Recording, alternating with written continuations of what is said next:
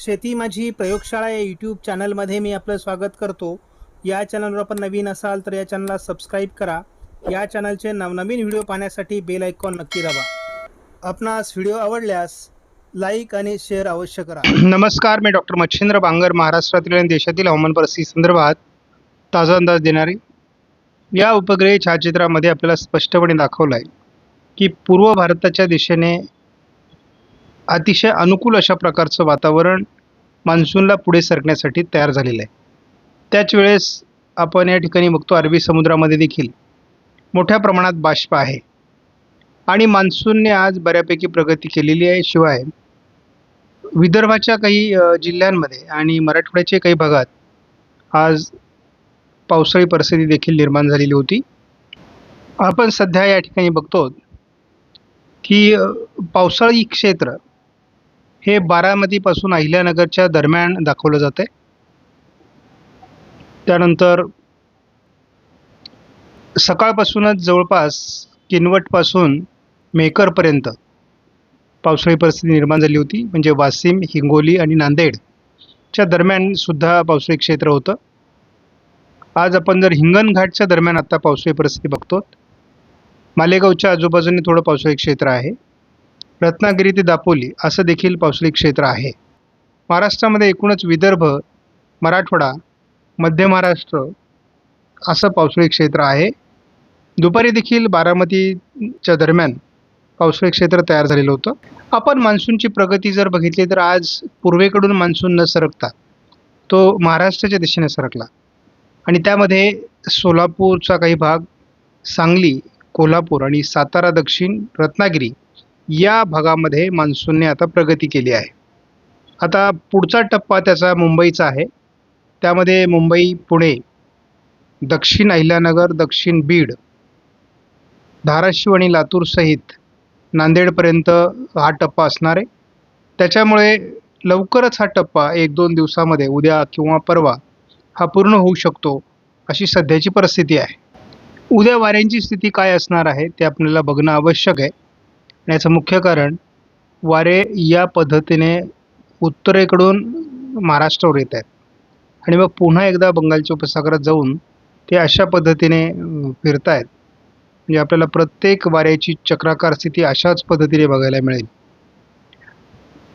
त्यामुळे या भागातून येणाऱ्या वाऱ्यांमुळे, म्हणजे या भागातून येणारे वारे हे कोरडे आहेत आणि पर्यायाने महाराष्ट्रातील वातावरण सध्या कोरडं झालं आहे.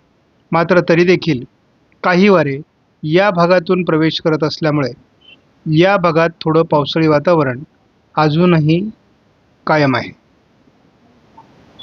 पूर्वेकडील शाखा जेव्हा सक्रिय होते तेव्हा थोडं पूर्वेकडील काही राज्यांमध्ये पावसाळी परिस्थिती देखील निर्माण होते.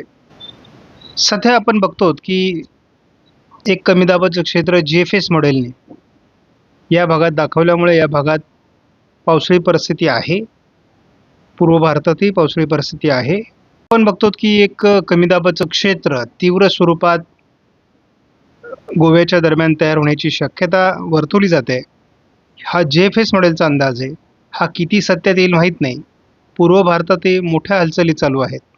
त्यामुळे एकूण जर GFS मॉडेलच्या अंदाजानुसार जर वातावरण घडलं तर मग मात्र वातावरणात सकारात्मकता येऊ शकते, पावसाचं प्रमाण वाढू शकतं.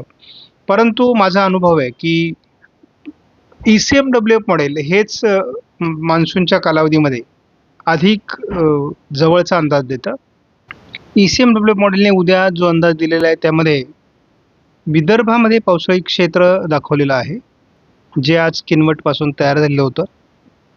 म्हणजे जवळपास आपण या ठिकाणी बघतो हिंगोली, वाशिम, थोडा अकोल्याचा भाग, अमरावतीचा भाग आणि जवळपास नागपूर, भंडारा, गोंदिया, चंद्रपूर, यवतमाळ, वर्धा या जिल्ह्यांमध्ये पावसाची शक्यता उद्या वर्तवण्यात आलेली आहे.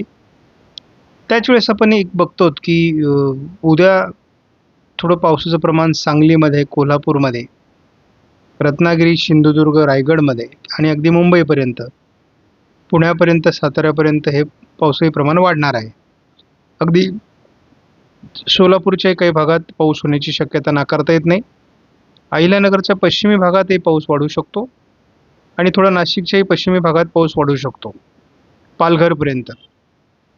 म्हणजे आत्ताची जर आपण एकूण परिस्थिती बघितली तर उद्या देखील मान्सूनची प्रगती होऊ शकते.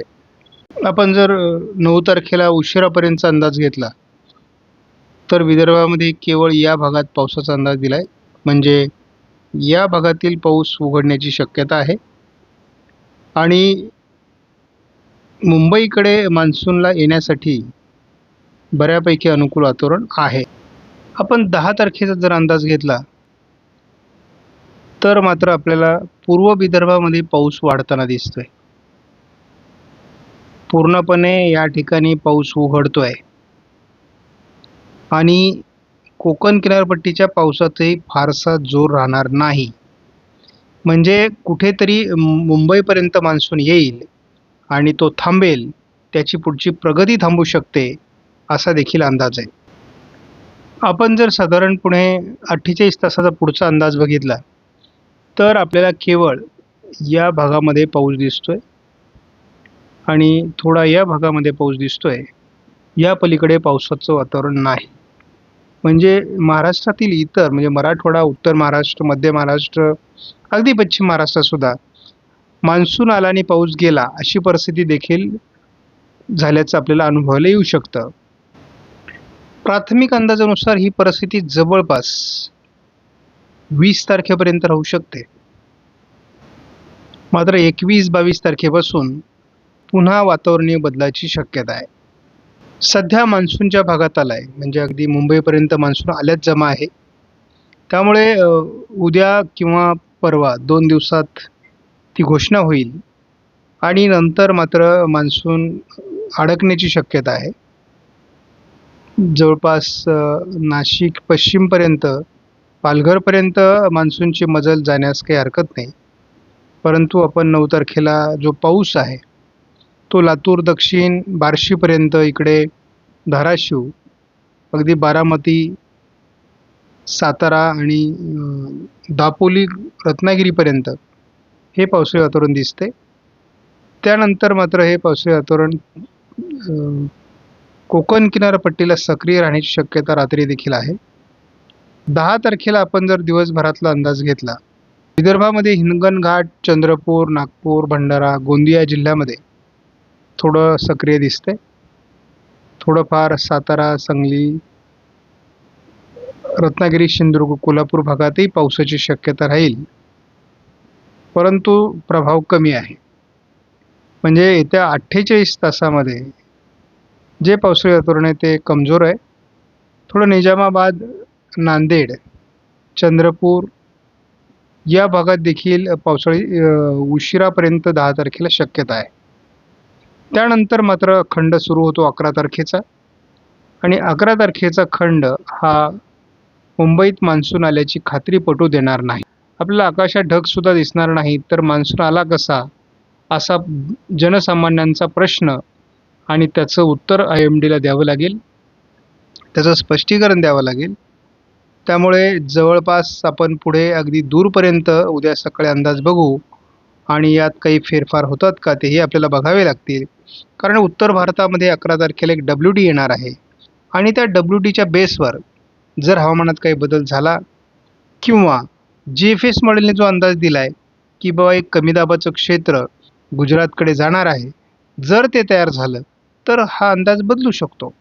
त्यामुळे प्रत्यक्षात हवामानात काय घडणार आहे हे मात्र आपल्याला बघावं लागेल. आपणास व्हिडिओमधील माहिती महत्त्वपूर्ण वाटल्यास लाईक करा, शेअर करा, चॅनलला सबस्क्राईब करा. धन्यवाद. जय हिंद, जय महाराष्ट्र, जय बळीराजा.